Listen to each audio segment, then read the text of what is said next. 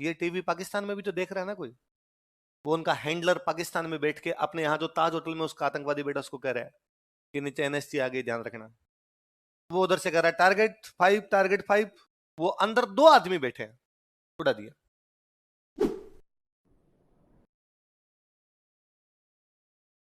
ताज hotel वाला तो और भयंकर है। मतलब वहां वो ताज होटल में कोई 5-7 आतंकवादी है जिन्होंने पूरी होटल को हाईजैक कर रखा है और एक एक कमरे में अपनी लोकेशन लेके बैठे हुए हैं। इधर सरकार ने एनएसजी के कमांडो उतारे, बाहर खड़े हैं अपने पत्रकार। अब पहुंच चुके हैं एनएसजी के कमांडो। अब जल्दी ही कर लिया जाएगा वापस होटल पर कब्जा। ये टीवी पाकिस्तान में भी तो देख रहा है ना कोई। वो उनका हैंडलर पाकिस्तान में बैठ के अपने यहाँ जो ताज होटल में उसका आतंकवादी बेटा उसको कह रहा है कि नीचे एनएसजी आ गई, ध्यान रखना। अब और अपने पत्रकार और अब एनएसजी का कमांडो जा रहा है 5वीं मंजिल की तरफ।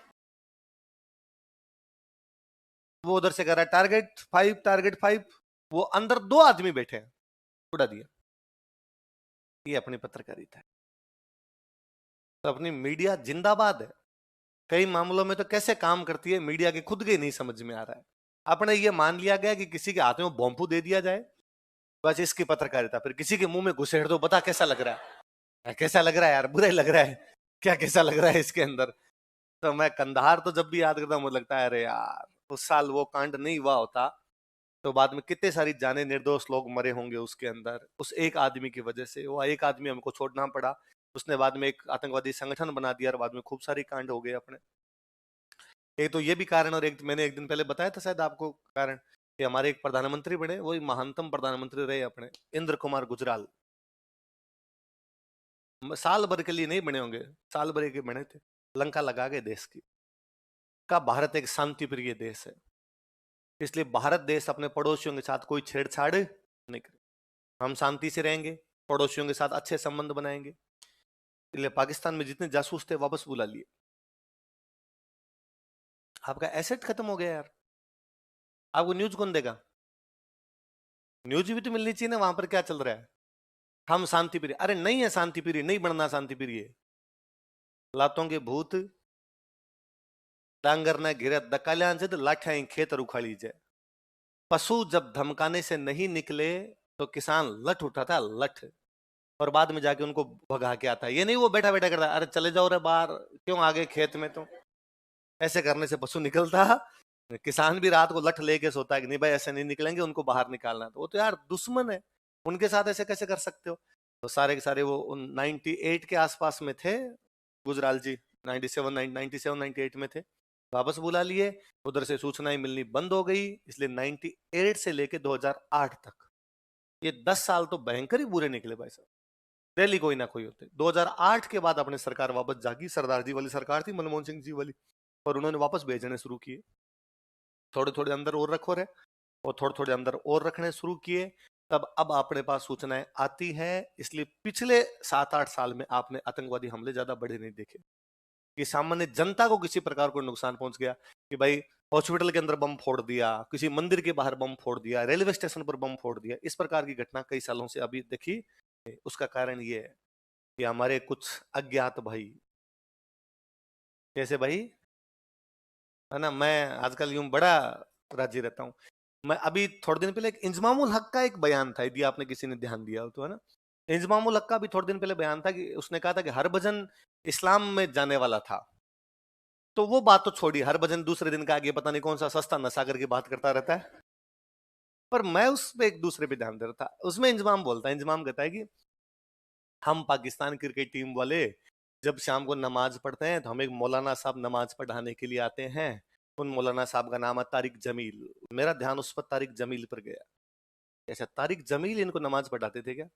तारिक जमील नमाज पढ़ाने के लिए आते और हम सारे नमाज पढ़ते। कुछ इंडियन टीम में भी कुछ मुस्लिम जो थे खिलाड़ी थे, वो भी नमाज पढ़ने, ऑब्वियस सी बात है, कोई प्रार्थना करो नमाज करो। तो उनके साथ हरभजन भी आता था, और हरभजन ने कहा कि एक दिन क्या, मैं भी इधर आना चाहता हूँ, लेकिन मैं तुम लोगों को देखता हूँ तो लगता है कि यार तुम में तो इस्लाम की एक ही बात नहीं है, तो किस लिए आ जाऊं इधर। हरभजन ने हालांकि अगले दिन खंडन किया, उसने कहा झूठ बोलता रहे, झूठ लिए हैं बेटे, इनका कोई काम तो है नहीं, और मैं ऐसा कुछ भी करना नहीं चाहता। तारिक जमील का बेटा जो, उसको थोड़े दिन पहले अज्ञात हमलावरों ने सल्टा दिया था। तो अज्ञात हमलावर वही है जो हमने 2000 से 2008 के बीच में, 2008 के बाद में जो उधर डिप्लॉय किए हैं वही है। पिछले कुछ दिनों में कनाडा में, पाकिस्तान में, दोनों जगह हमारे कुछ भाई है जो अज्ञात हमलावर है। कराची में अज्ञात हमलावर ने फलान जी को उड़ाया, अज्ञात हमलावर का अभी तक पता। मैं बड़ा राजी होता हूँ, मैं उन हमारे अज्ञात हमलावरों को बहुत बहुत थैंक यू बोलता हूँ, क्योंकि वो है इसलिए हम रात को सुकून से सोते हैं, वो है इसलिए हम सुबह आराम से कोचिंग आ जाते हैं, शाम को आराम से चले जाते हैं, हमें डर नहीं लगता कि कब कोई गाड़ी के नीचे लगा जाएगा धम, इसके साथ ही उड़ जाएंगे अपने। कम से कम इतना यकीन है कि नहीं यार, यहाँ से ट्रेवल तो आराम से किया जा सकता है, इतना बड़ा भी नहीं होगा। अब डर नहीं लगता कि आप जिस बस में, जिस ट्रेन में जा रहे हो उसके अंदर धमाका हो जाएगा, लगता है कि नहीं यार आराम से बैठे हमें। तो कंधार वाली एक बहुत बड़ी गलती है, कंधार वाला हाईजेक नहीं होता शायद हम खूब सारी और जाने बचा पाते। उस कंधार में उस समय हमला करने के लिए अपने जयपुर का कौन सा राजा गया था? मिर्जा राजा जय सिंह। कौन से बादशाह ने भेजा था? कंधार कहां पर है? कहां पर है? अफगानिस्तान। कंधार आप सबको याद रहना चाहिए, 99 के आसपास में आतंकवादियों ने हमारे भारत का एक हवाई जहाज हाईजैक कर लिया था, और उसको हाईजैक करके कहां लेके गए थे? कहां लेके गए थे? कंधार। उसके बदले में हमें 3 आतंकवादी छोड़ने पड़े थे। उनमें एक आतंकवादी था मसूद अजहर। कौन था? जिसने बाहर जाने के बाद बनाई थी लश्कर ए तैयबा। क्या बनाई थी? उसके बाद भारत पर जितने हमले हुए हैं वो सारे लश्कर ए तैयबा ने किए। जितने बाद बम विस्फोट वगैरह हुए उनमें ज्यादातर में हाथ किसका था? तो वो करवाने वाला कौन था? मसूद अजहर। उसको कौन से जहाज के बदले में सौंपना पड़ा? जो जहाज कहां पे लेके चले गए थे? कहां पे लेके चले गए थे? इसलिए कंधार यूं सीने में सूल की तरह चुभता है कि उस दिन यदि हमारा जहाज वो कंधार लेके नहीं जाते तो हमें वो आतंकवादी छोड़ना नहीं पड़ता। नहीं पड़ता तो बाद में पिछले कुछ सालों के अंदर भारत ने जो खोया था वो उतना खोना हमें नहीं पड़ता। बहुत बड़ी, वो मैंने एक दिन पहले ही हमने बात की थी कि बीच में 2000 से लेके 2008 तक तो हालत ये हो गई थी कि बंदा घर से बाहर जाता तब शाम को आराम से आएगा कि नहीं आएगा पता नहीं था। मंदिर में फट गया, मस्जिद में फट जाए, दरगाह में फट जाए, ट्रेन में फंस जाए, बस में फट जाए, हॉस्पिटल में फट जाए, कहीं पर भी बम विस्फोट हो सकता है, उसका कुछ भी पता। मतलब इवन क्या होगा कि ताज इतना बड़ा होटल है, उसके घुस के अंदर उन्होंने कब्जा कर लिया। और ये जब हुआ था, कंधार वाला हाईजेक हुआ था, तो खूब सारे यात्री थे उसके अंदर, भाई पूरा हवाई जहाज ही था, खूब सारे यात्री थे। एक तो अपने भारतीय मीडिया बड़ी जोरदार चीज है जी।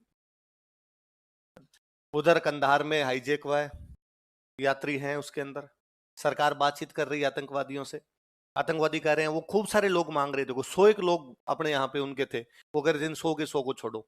सरकार करी नहीं छोड़ेंगे, तो वो कह रहे हैं नहीं छोड़ोगे तो जितनी टाइम लगेगा उतने में एक गिलास भेज रहे हैं, यात्रियों को मारेंगे हम। सरकार और दबाव बना रही है कि नहीं 100 नहीं, 50, 50 नहीं, 20, 20 नहीं, 10, ऐसा कुछ उनके बीच चल रहा है। इधर मीडिया अपने चली गई भाई यात्रियों के घर पे। ओबियस सी बात है, यदि सामान्य कोई परिवार है और उनके परिवार का कोई बंदा आतंकवादियों के कब्जे में है तो वो बंदा क्या कहेगा? भाई मुझे तो मेरा भाई ला के दो, मुझे तो मेरा बेटा ला के दो, सरकार क्या काम कर रही है, सरकार निकम्मी है, यही कहेगा। आपको कैसा लग रहा है आपका भाई आतंकवादियों के पास है? बुरा ही लगेगा यार, डांस तो कौन करेगा। क्या कहना चाहेंगे सरकार से? अगला कहेगा सरकार निकम्मी है, सरकार हमारे भाइयों को बचा नहीं सकती, ऐसी सरकार को रहने का कोई भी हक नहीं है।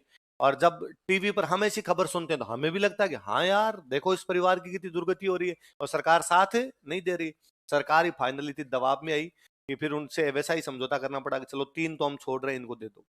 यदि मीडिया थोड़ा पॉजिटिव रोल प्ले कर देती, इस प्रकार की खबरें ना दिखाई जाती, तो शायद सरकार थोड़ा और प्रेशर बनाने में कामयाब रहती। कई बार अपनी मीडिया ऐसे कांड कर जाती, इसकी हद नहीं।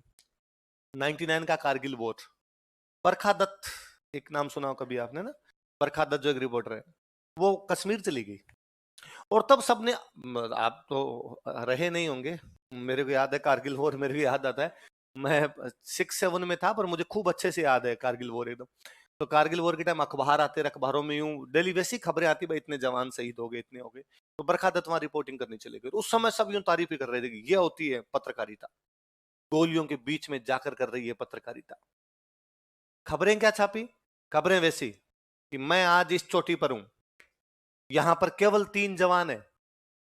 क्या इस प्रकार से होगी देश की सुरक्षा? तो ये पाकिस्तान वालों को भी तो पता चल रहा है ना कौन सी चोटी पे कितने जवान है। खत्म हो रहे हैं यहां पर हथियार, क्या कर रही है सरकार? तुम पाकिस्तान वालों को भी तो बता रहे हो ना कि कहां पर नहीं है। सबसे बड़ी बात, इस चीज के लिए उसको पुरस्कार और मिला। इसे कहते हैं पत्रकारिता। ऐसे ना ही करवाए भगवान।